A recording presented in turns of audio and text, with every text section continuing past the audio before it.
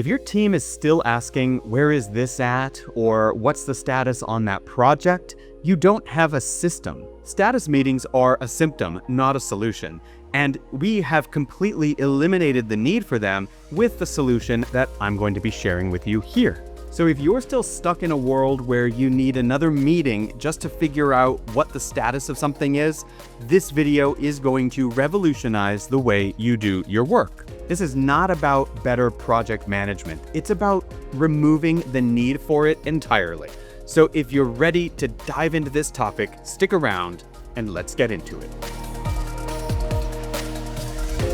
If you have any of these symptoms in your business, there's a really good chance that you don't yet have a system to tell you exactly what's going on inside of your different deliverables. Number one is constant Slack or email pings. If you're always opening up emails with the subject of any update or what's the status of X, then you probably have this problem. Another symptom is weekly status calls, a situation where a team gets together and shares the updated statuses of various things, and usually not a whole heck of a lot has changed. One of my biggest pet peeves is multiple truths, and this is especially harmful in businesses that are still relying heavily on spreadsheets.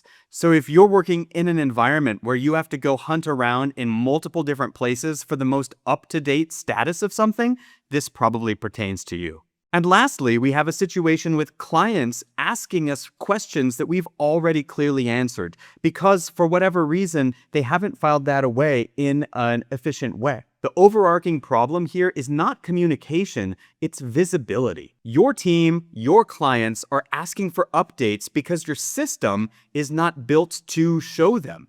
You're effectively hiding from your team and from external folk what it is they need to see. And this makes it so that every new meeting is not anything value added, it's just data retrieval. If your team is stuck in this loop and you'd like some help to deliver a system to help you escape this path, we offer a free 20-minute strategy call. You can sign up, get scheduled for free at gapconsulting.io/strategy-call. I'll include the link wherever you found this video. So now let's dive into what we're going to build.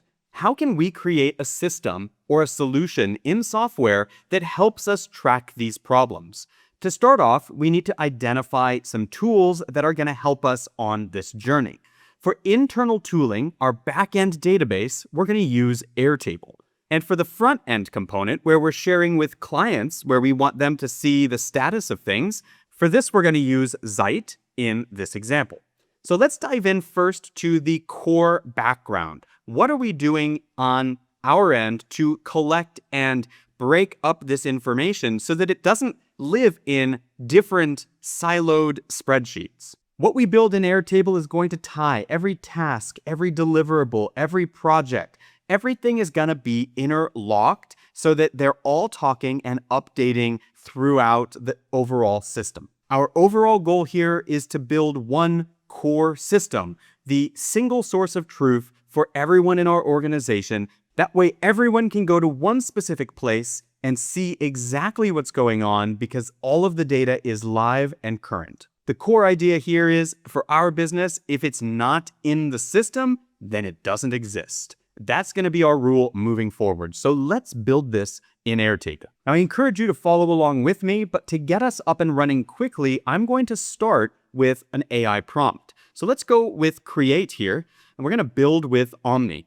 So I've already copied into my clipboard the prompt that I'm going to be using here. You might take some time to write this out. Of course, it'll be unique and different for every organization, but I'm just going to get us started here by pasting it in. And ultimately what we're saying is we're building an Airtable base for real-time project visibility system. Our core mission, of course, is to eliminate status meetings. We're calling that out in the AI prompt, and that will actually help us get a better result. You'll also notice that I'm calling out the different tables that I require. Every table in Airtable is its own set of data. So for us, we have projects, and then we're listing out the different fields or data points that we collect for each project, like the client, the owner, etc. We also have milestones, tasks, updates, blockers. This is a pretty extensive solution, Of course, we could demo something much more high level, but I want to show you exactly how robust Omni is and the fact that it can put this all together. Now, I'm also calling out some specific logic, and we'll see if the AI actually gets this right. It's a bit hit or miss, but we want to see if a project is on track, at risk, blocked, or complete. And then, of course, we also want to see some interfaces. This is how our team is actually going to interact with the data, because most people, if we're being honest, don't like to look at rows and columns in a database. And so instead, we are going to share interfaces with our team so that they can see the data that pertains to them. So let's go ahead and build this, and we will pause here and come back after Omni has done all its thinking, and we'll see where Airtable got to. It took a few minutes, but the result is pretty profound. So let's go ahead and walk through what Airtable built for us, and I'll show you the different components that you can easily customize for your own solution. This literally was spun up in a matter of minutes due to Airtable's AI superiority and a well-written prompt. So if you're struggling to build these solutions, I would consider spending extra time on that initial prompt, and then of course go through the system that's built for you with a fine-tooth comb to ensure that it works to your specifications and make changes as needed. But let's take a quick tour and see what we have. So we have these different tables at the data layer. The data layer in Airtable is where we build the core structure. And again, when people are actually interacting with this, they'll be on the interface side of things. So we'll get to that in a moment. But at the data layer, we see that we have these projects that tie to our clients. So we can select a client and see the client information associated with them. That's associated with the client right here. We have the owner of the project, the start date and target date, the status, the health, the last activity, etc., what phase we're in. So some pretty amazing, high-level components built here in our projects. We also tie projects to milestones and tasks and updates. You'll also notice that when we build with Omni, Airtable's AI component, that we also get every table with an information or detail popover. So if we hover over this, we see that the projects are the centralized hub for project progress, blockers, and health with live rollups. So we can go through this and, of course, as we're giving ourselves a tour, look at the different information components so that we can familiarize ourselves with the data we're looking at. Now, we also have milestones here. These have due dates, and we can track the status of them. We have tasks. Tasks, of course, are associated with projects and milestones. We have updates. We have blockers. And ultimately, we have clients.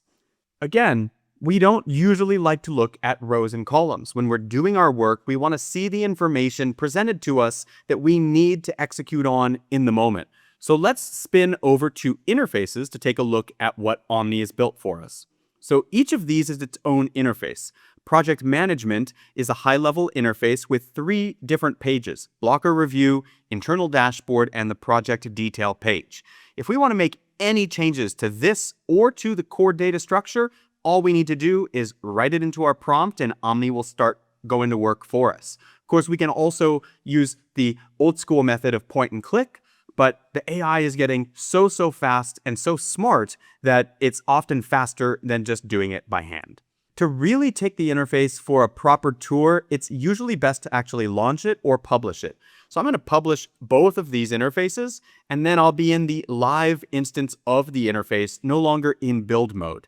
You'll also notice that Airtable's Omni pops up down here, and we can ask it for information or for help as we're going through our system. So this is another way that will help you collaborate with your team and stay up to date on your current status. So let's go ahead and dive into these different pages that were built. The blocker review, we can go to open blockers, and of course this is filtered just to those things that are open or in progress. And we can go to all records, and we also see those issues that have been resolved. We can click into these and we get the side panel that opens up, shows us who is in charge of this, what date was it identified, etc. We have an internal dashboard here. This is a high-level dashboard, of course, where we could see things like the project by status. We can put some numeric or averages or summaries up here at the top, as you can see, some placeholders already there. And we can also dial into the different projects, so we can see the portfolio of all the projects and the various status. We also have the project detail page. And this allows us to condense this. So we'll break one of these down. Here we are looking at the project, and then underneath it is this particular component of the project, and we can see where that is. Let's also look at the client communication. This is a separate interface. This one, client communication, of course, then has client updates. Something I want to call out for you in terms of Airtable's interfaces is that when we share them, we are sharing access to all of the pages in a specific interface with whoever we share it with. So if I were to share, let's say, client communication, I could go ahead and invite guests, but when I share access to them, I'm only going to bring them into the client communication. Now, alternatively, I could also change access for anyone at the project management interface level as well. So these two interfaces have unique opportunities for me to share them, but anybody that I share this with is going to be a billable collaborator on my plan if they are an editor or better. Do note that this does depend on the Airtable plan that you're on, because the lower plan tiers also charge you for commenters. But if you're on a higher tier within Airtable, commenters are free users, only editors and above are paid users. So just bear in mind that as you share the Airtable interface access, you will increase your Airtable bill. And this is exactly why we're going to go to a third-party solution to build our client portal. So let's swing over into a new tool called Zite, and this is what I'm going to use to build that client interaction component. Now, first, I'm going to drop in another prompt. So I'm telling it what we have here. Again, I've already crafted this with the help of AI. But the next thing I need to do is be sure to connect this app as we build it to the Airtable backend, because we want it to use the actual data that lives in Airtable. So to build that integration, I just say connect an app, I select Airtable, and if I don't already have an account that shares that information, I can always connect a new account. Connects to Airtable is relatively quick, which is going to ask us for some authorization. Now, the database that we built, if we flip back to it, is called Real-Time Project Visibility System. So let's go ahead and make sure that we add that specific base here. And there it is. I can grant access. Now Zite has access to that specific database, and we can build on top of it. So we're going to make sure to sync up with that base or integrate with it so that the Zite app is built on the Airtable data. Now we've got our prompt in place. We say build it. We could also change things like the theme and some other components, but for the purpose of this example, let's get it working, and we're going to spin it up. I'm going to pause here and come back after Zite has done its work. Now, if as you're watching this, you're starting to feel a little overwhelmed and thinking that we're going too fast, that is exactly what our strategy session is designed to help with. So if you are needing some clarity on your next no-code build, do sign up for free for a 20-minute call with our team. You can grab that at gapconsulting.io/strategy-call, and we'll include the link wherever you found this video. As you're going through this, if you are not already using Airtable and Zite and the other tools that we talk about on this channel, if you were to use our affiliate links, which we will also share with this video, it's a great way for you to show some love to the channel, and we greatly appreciate it. All right, just a few more moments there that we had to pause while Zite did its work, but now we have a portal that we can share with our clients. So let's take a look at exactly what this is. So we've asked Zite to build a client-facing project visibility portal, which it has done, and you'll see here that only info that we marked as client visible in Airtable is going to show up. What does that mean? Well, flipping back to Airtable, we can see where we grant portal access and we give client visibility information right here. So if we have information that we don't want to share on the portal, something like this mobile app launch, for example, maybe this is an internal project, or maybe it's just not relevant for the client to see, well then we don't have to make it visible in the portal. How does that work? All of this is handled on the back end by Zite. It has written all of the code for this, and if we care to look at it, we can just dive right into it. But frankly, the real benefit of vibe coding apps is being able to spin up a quick prototype, as you see here, and just taking it out for a test drive. In order to validate that the data that we shouldn't be sharing is not coming through to the client portal, let's take that example of the mobile app launch and see if we can find it in the list here. And of course, mobile app launch does not show up because it did not get the checkbox or the thumbs up in Airtable, and therefore it is not relevant here. On the other hand, if we were to make a change in Airtable and actually make it visible in the portal, just by checking that box and refreshing this page, we will then see that when we select it from the list, here is the mobile app launch. So just like that, we've proven that the checkbox filtering is working and our app is only showing the information that we want it to show. Now, of course, we can publish this, and right now it is a publicly set application. So it's available to anyone who has the URL for this app. If we toggle this off, this will make it so that people have to log into the app, and that way not anyone can log in. It's for specific users only. We can also go into the users table and make sure to go through an authentication process. So in order to do this, of course, you see that Zite is currently making the changes to the app because it started it with a public app. But once it is done with these changes, we're going to see the ability to sync up to users here and, of course, go through an authentication process. So here we are. We see users are already set. These are coming in from our users in Zite. We can add new users, or we can change this to sync with a database. If we want this to be available to our clients, we could say, no, the source of those users is the clients table in Airtable. So let's actually set that up, sync it with the database. Of course, it says there's no table with email fields found, and that's not exactly the case. In order to now push this to Airtable for our users, instead of having the users live separately, I added a new prompt to Zite and said, hey, this is a private application. I have the users in Airtable. They live in the clients table. And it took Zite a couple minutes to think through it, and it redid all of the users and authentication and all of that. So now when we go into Airtable, we see that Gareth is here because I'm testing as this user. And when I log into the application now, you'll notice that there are no visible projects for me.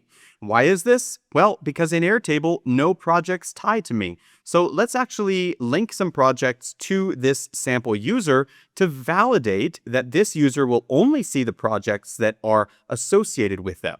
Let's flip now back into Zite and see how things are working in the live environment. So I've refreshed my page here for Zite and logged in as myself. And when I'm in here, you'll see that now I can see two different projects. Why? Well, we've got the marketing campaign Q2 and the website redesign. If I go back to Airtable, we can see that the Gareth user here is shared with 3 projects, but one of them is a CRM migration. Now, this particular project, if we scroll down, is not checked to be visible for the client, which is why it's not showing up in my system. But the marketing campaign Q2, this one's checked. And the website redesign, also checked to be visible in the portal. So just like this, we are able to create portals for our clients so that they don't have to come to us and ask us what's the status of something, because all they need to do is log in to see exactly where their different projects and initiatives stand with our company. Now, I know we went quickly in this video. There's obviously a ton to cover here, but I hope you see how by starting with the problem and thinking through how we're going to solve it and structure it architecturally, that is the key before we start focusing on systems and software. If you have questions that I did not get to in this video, or if I went too quickly, or you could just use some clarity, grab that strategy call that I've mentioned already at gapconsulting.io/strategy-call. This is a great way for you to use 20 minutes and get clarity on what's next for your no-code build. That's it for this one. If you liked the video, give us a thumbs up and subscribe to the channel. But most importantly, my friend, keep on building.